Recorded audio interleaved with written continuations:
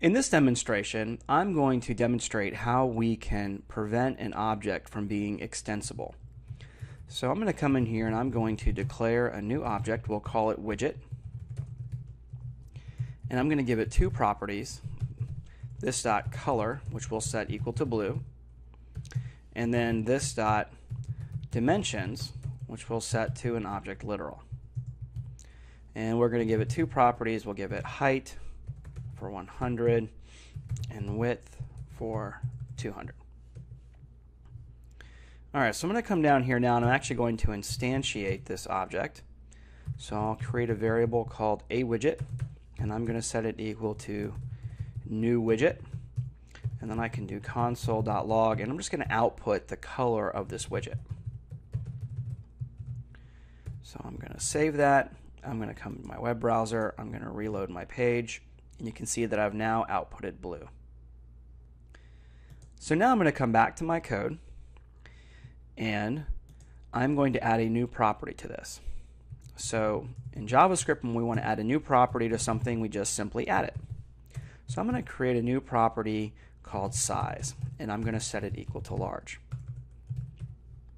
And then if I want to, I can come right down here to my console.log, type in size, and I can reload this in my web browser and it's going to come back with the value of large. But let's say I wanted to prevent someone from just arbitrarily adding a new property to the object. I wanted to make the object so that it was not extensible. To do that, I can make use of a function called object.prevent extensions, and I can pass my object into it.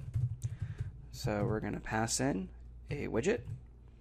And so now what this is going to do is this is going to prevent me from being able to add new properties. So when I run this now and I reload it in my web browser, I'm going to get an error. It's going to say that the object is not extensible. So coming in here, we'll see now that when I try to add this new size property, it doesn't let me. In addition to the prevent extensions function, there's actually another function called object is extensible. And I can use this to check whether or not an object is actually extensible before I try to add a property to it. So if I want to, I can come in here and I can do a console.log and it's going to report true or false based upon whether or not it's extensible.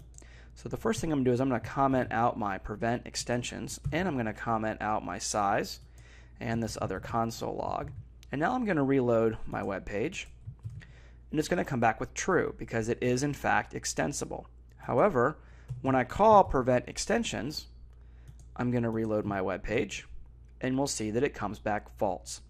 So you can use is extensible to check whether or not you can actually add new properties. Now, there are a couple of caveats to this. So even though it's preventing extensions, it doesn't mean that I can't add properties to its prototype. The prototype itself is still extensible. So if I want to, I can come in here and say widget.size or widget.prototype.size. I can set it equal to large, just like that. And now I can come down here and uncomment this and we'll see that it will in fact actually have a size when I load it up in the web browser. Okay? Now, of course, doing this is not a very smart thing to do because that means that every single object that has a prototype of widget will now have a size property equal to large. But it does demonstrate that the is extensible only applies to the actual object itself and its own properties, not the properties of its prototype. Additionally, there's another caveat. If you notice, one of our properties is actually an object itself, the dimensions object that we defined up in the widget function. If I come down here and I say aWidget.dimensions, and then I were to say, let's say depth, which is going to be a new property because I've only defined height and width. And if I set this to, we'll make it 300. And then I come down here and I'm going to copy this and I'm going to paste it right into console.log. We're going to see that it lets me add that depth property. So if I wanted to prevent the dimensions object from being extended, then I would have to call object prevent extensions on the dimensions object as well.